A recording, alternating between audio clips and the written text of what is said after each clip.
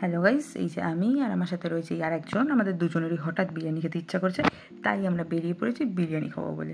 তো প্রথমে ভাবলাম কোথায় যাই, তারপর বললাম চলো চলে যাই মধ্যমগ্রামে অনেকগুলো বিরিয়ানির দোকান আছে। তো তারই মধ্যে আমরা চলে গেছিলাম উজ্জ্বলদার বিরিয়ানি সেন্টারে। আমরা গিয়ে দেখি ভালোই ভিড় ছিল, লাইন ছিল। আমরা বিরিয়ানির দাম দেখে সোজা গিয়ে ভেতরে বসে পড়ি, আনলিমিটেড খাবো হবে। চলে এসছে আমাদের মাটন বিরিয়ানি, সাথে চিকেন বিরিয়ানিও চলে এসছে। চিকেনটা সফট ছিল, আলুটাও বেশ নরম ছিল, রাইসটা ঝুরঝুরে ছিল। প্রথম বাইটটা আমার বেশ ভালো লেগেছে, খারাপ লাগেনি। সাথে আমরা চিকেন চাপ নিয়ে নিয়েছিলাম, আর সাথে মাটনের সাইজটা একটু ছোটো ছিল, দাম তুলনামূলক বেশি ছিল।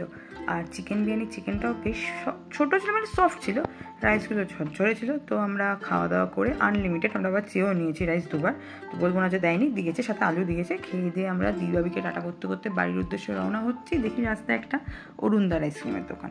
অরুণদার আইসক্রিম থেকে একটা 6 টাকা দামের আইসক্রিম খেয়ে সিধা রাতের ডিনার সেরে সোজা বাড়ির উদ্দেশ্যে রওনা হলাম। ভিডিওটা কেমন লাগলো আমাদের অবশ্যই কিন্তু কমেন্ট করে জানিও।